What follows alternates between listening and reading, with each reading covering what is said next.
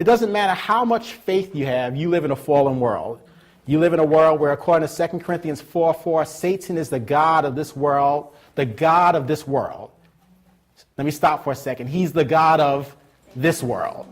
So you're on foreign territory. It doesn't mean that you're supposed to have a defeatist attitude, but if you've been a Christian any amount of time, it probably shocks you at times the degree of resistance that you experience. And you're like, oh, shoot, when I was buck wild in the world doing my thing, I wasn't experiencing all of this, and now I'm trying to be committed, and look at this. So we don't want to idealize or make an idol out of opposition, but we do want to normalize it. And that's my desire. I want you to know, in other words, in this world there'll be tribulation, Jesus said, but be of good cheer, I've overcome the world. Proverbs 24:16 says, for the righteous man falls 7 times, but he gets back up. Psalms 34:19 says, many are the afflictions of the righteous, but the Lord delivers them out of them all. Acts 14:22 talks about how we must go through many persecutions and tribulations to enter into the kingdom of God. So I want to normalize it. I don't want you to be in fear, but that financial pressure you're under right now, it's part of your autobiography. It doesn't mean you have to stay there.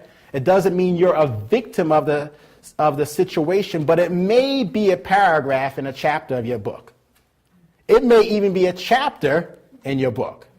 But you can't allow it to defeat you, and you can't allow it to get you down, and you have to realize that it's par for the course. I actually think that if more people were honest about the challenges that they experience in marriage, there'd be fewer divorces. Because what happens is, particularly in the church, people encounter marital challenges, and all of a sudden they're thinking, what's wrong with us? I married the wrong person.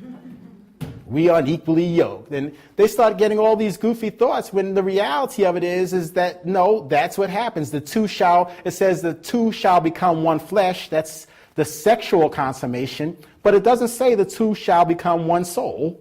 Right. So you have a mind, a will, emotions, intellect, reasoning. She's got a mind, a will, emotions, intellect, reasoning. And it's trying to cohabitate. If you're 30 and you marry someone else who's 30, that's 60 years of history trying to live under one roof. And you think it's just going to be smooth sailing. Wake up and smell the coffee. But if someone doesn't tell you that, you're shocked. So we want to be the car ahead of you that flashes the high beams that says, slow down. There's something ahead of you. So we're talking about moving forward when it seems like life is pushing you back. And we talked about the verse in Proverbs which says, hope deferred makes the heart sick, but when the desire comes, it's a tree of life. Hope deferred, when there's a delay, when it seems like you're off the timetable that you set for yourself, the Bible is crystal clear about it. It says that can make your heart sick. If you're single longer than you thought, that can make your heart sick.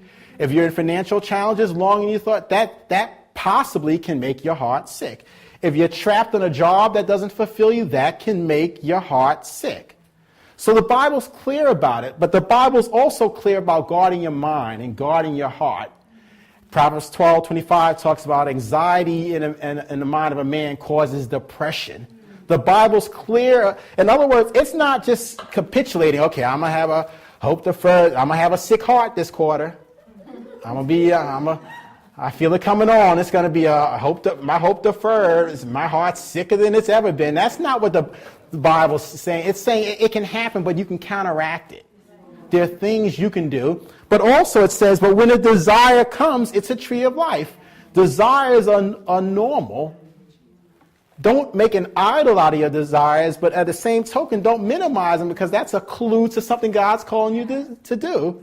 I desire biblical literacy, and it's evident in my lessons. Edme desires order, and it's evident in everything she does. Edme is the most organized person you'll ever meet. She could get you paperless if you fully submit it. Why? Because that's a desire of her heart. Mel has a desire to be creative. She has a natural nurturing desire My mother-in-law has a natural nurturing desire. Like, so there's some people in their rare, they could spend the whole day with kids. I'm not one of them. But that would be like euphoria. You mean 1-year-old crying, changing diapers, 8 a.m. to 8 p.m. at night? Sign me up.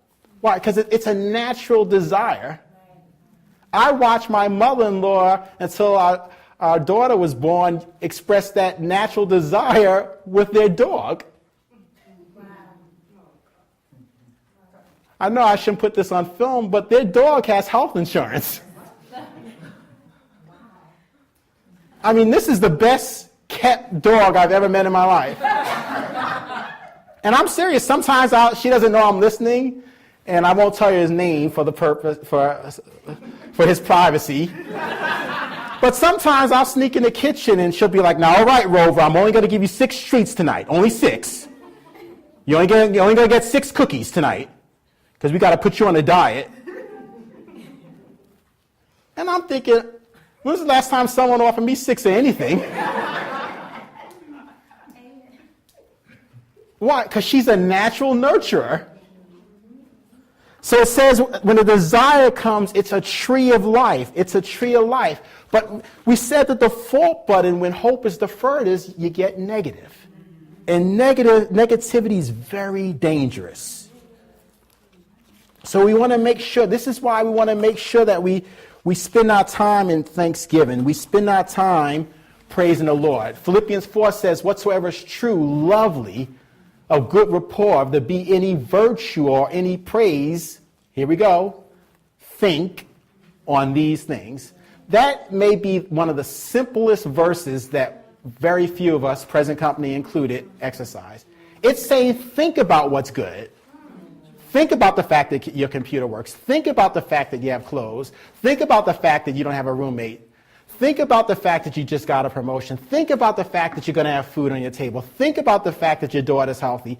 Think about whatever it is, whatsoever is true, lovely, of good rapport, if there be any virtue or praise, Philippians 4, 6, 7, and 8 tells us, think on them, because you are whether you realize it or not, you're consistently moving in the direction of your dominant thoughts.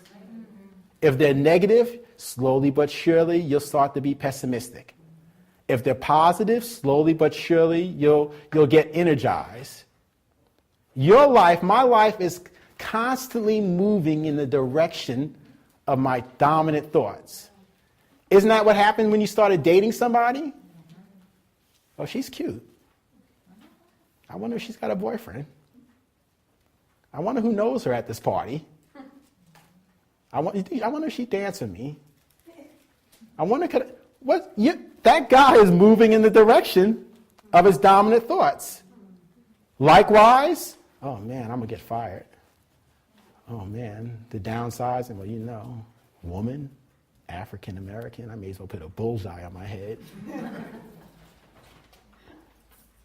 You're moving in the direction of your dominant thoughts. And before I go any further, in light of our topic, I want you to write this statement down, that the life God puts you in is greater than the life that you're living. The life God puts you in is greater than the life that you live in. Someone says, well, Brother Chris, how come I'm not living it? Because there's opposition, there's spiritual warfare, there's character development. But the life he has for you is greater than the life that you're living. One of the best gifts you can give yourself is the ability to not define yourself by your present circumstances. That's a gift. To stop defining yourself by your present circumstances. That's one of the best gifts you could give yourself.